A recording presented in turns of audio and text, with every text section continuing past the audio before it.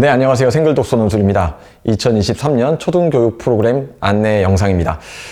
저희가 해마다 조금씩 바뀌는 부분들이 있습니다. 여러 지점 선생님들과 한 해 동안 시험적으로 접근했던 다양한 교육적인 시도들을 연말에 같이 누적하고 종합하고 그중에 고무적인 결과가 있는 것들은 이듬해 함께 반영하면서 업그레이드 작업을 꾸준히 해오고 있기 때문이죠. 네, 내년에도 굉장히 기대될 만한 변화들이 있습니다. 우선 바뀌지 않는 것부터 먼저 말씀을 드리죠. 당연하겠지만 저희는 이제 생글, 진짜 독서를 추구합니다. 발췌독을 하거나 요약본을 읽거나 짧은 지문을 읽고 문제 푸는 방식을 하고 있지 않죠. 제대로 읽습니다. 또 일부 학원에서 하는 것처럼 아이들에게 그냥 책을 던져주고 알아서 읽도록 한 다음에 다 읽은 거 가지고 털어내서 몇 가지 얘기하는 그런 방식도 하지 않아요. 요새 애들 그런 거 하면 다 서머리 인터넷으로 검색 다 해서 안 읽어도 읽은 척 하죠. 저희는 교사가 아이들과 함께 책 속으로 들어갑니다. 네, 낭독, 또 필요하면 해설, 주요한 어휘들 풀이까지 해가면서 열린 질문을 통해 문답하는 방식으로 수업을 하고 있죠. 그러다 보니까 대그룹 수업이 불가능해요. 저희는 다 소그룹입니다. 네, 저학년에서는 2~3명, 그 다음에 3, 4학년, 중학년에서는 한 4명 정도 평균으로 가고 있고요. 5, 6학년 돼야지 이제 6명, 5명 뭐 이런 정도의 수에서 교사하고 교감하면서 수업하도록 저희가 프로그램을 짜고 있습니다.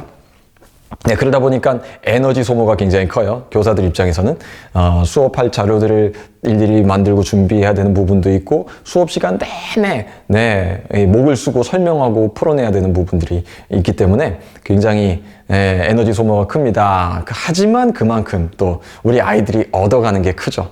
네, 2시간 내내 선생님이 많은 걸 주려고 노력을 하기 때문입니다.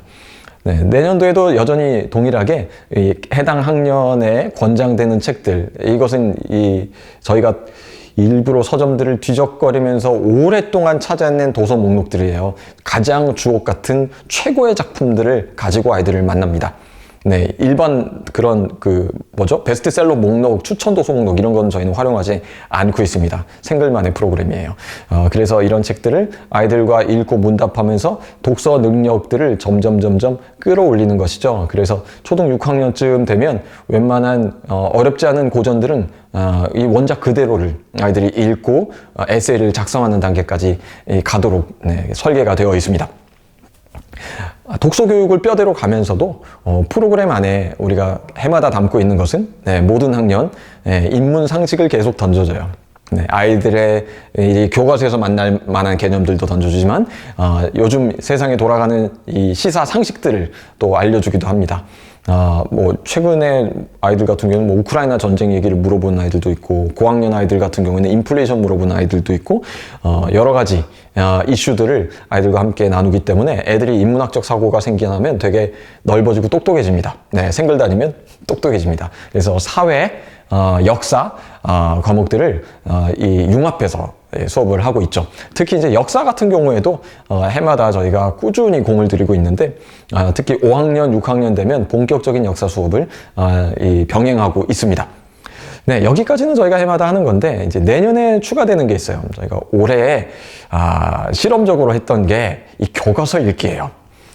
사실은 이제 몇 년 전부터 고민은 하고 있던 부분이에요. 애들이 분명히 교과서를 잘 안 읽어서 학습이 부진한 아이들이 굉장히 많을 것 같은 촉이 있었습니다.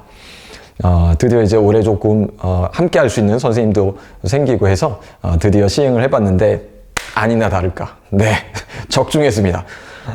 저희가 이 교과서 읽기를 하면서 아주 확신이 들었어요. 애들은 교과서를 정말 대충 읽는다. 네, 정말 심각합니다. 네, 이 교과서는 정성스럽게 읽어야 돼요. 이렇게 읽으면 안 됩니다. 네, 모든 것은 교과서에 달려 있거든요. 이 교과서 위주로 공부했어요. 수능 만점자의 그 증언은 거짓말, 과장 아니에요. 진짜 그렇습니다.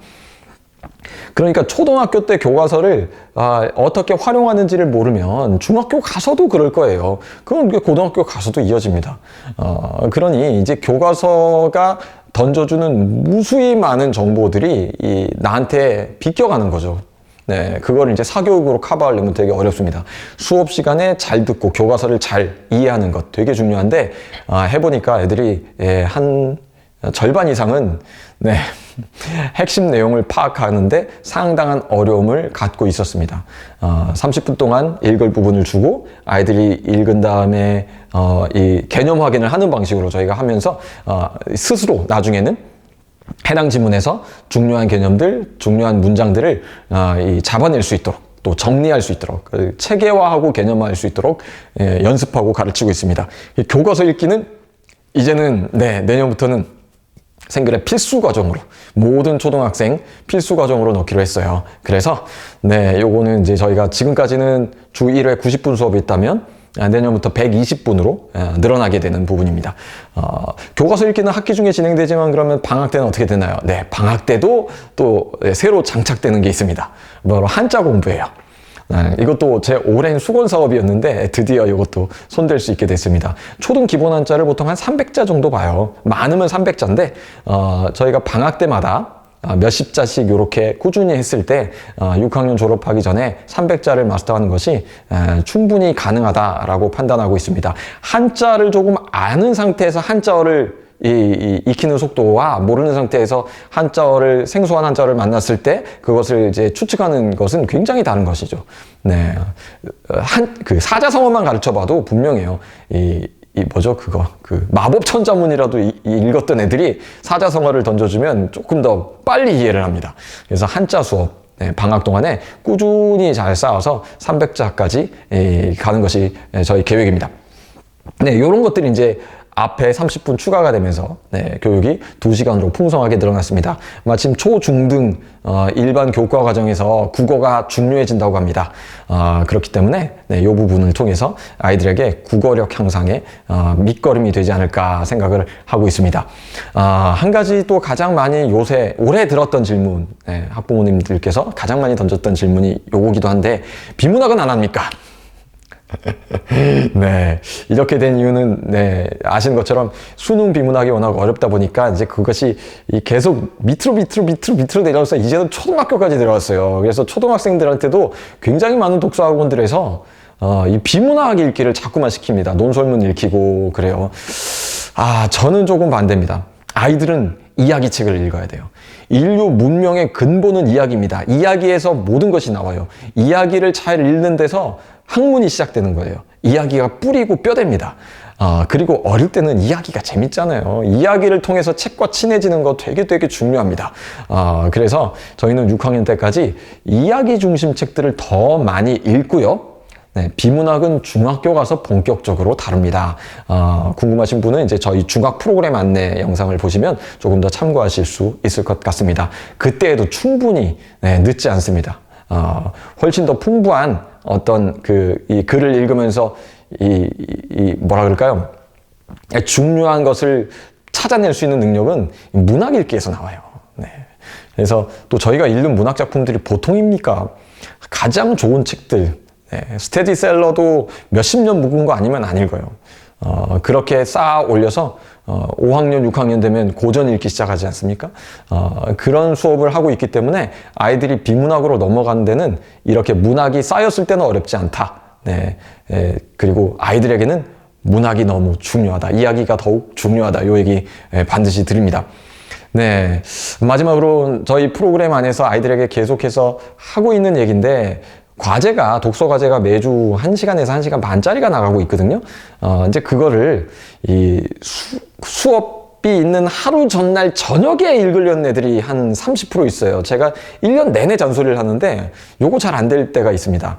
그렇게 되면 독서 습관이 굉장히 이상하게 돼요. 일단 내일까지 읽어야 되니까 대충 읽죠? 대충 읽으니까 하나도 기억이 나지 않죠? 그리고 무엇보다 이게 정말 안타까운데 재미없고 읽기 싫잖아요. 억지로 읽어야 되니까. 절대로 그렇게 하면 안 되고 저희 생글 독서 논술의 과제는 적어도 2-3번 끊어서 평소에 읽어야 됩니다. 30분씩만 읽어도 3번이면 충분히 알 수 있어요. 그러면 나머지 이 3일은 어떻게 하면 됩니까? 비슷한 무게의 책을 한 권 더 정해서 아이가 30분, 하루 30분 독서를 시공간을 확보할 수 있다면 생글에서 과제로 읽는 책 플러스 그와 같은 질량의 책 한 권을 더 할 수 있죠. 네. 그렇게 되면 더 좋을 것 같습니다. 근데 요거는 제가 1년 내내 잔소리 한다고 잘 안 되는 것 같아요. 요거는 이제 부모님들께서 아이하고 시간 약속도 좀 하시고, 30분 우리 독서 시간이다 정해놓고, 아이도 읽고, 우리 부모님들도 옆에서 같이 읽고, 그러면서 독서와 관련된 대화도 하시고, 책 사냥을 같이 서점으로 떠나보기도 하시고 하면서 아이들이 정말 30분 독서 습관 가져갈 수 있는 그런 2023년이 되었으면 좋겠습니다. 올해도 저희가 최선을 다해서 마무리하고 내년에 풍성하고도 알찬 프로그램으로 아이들 다시 만나도록 하겠습니다. 감사합니다.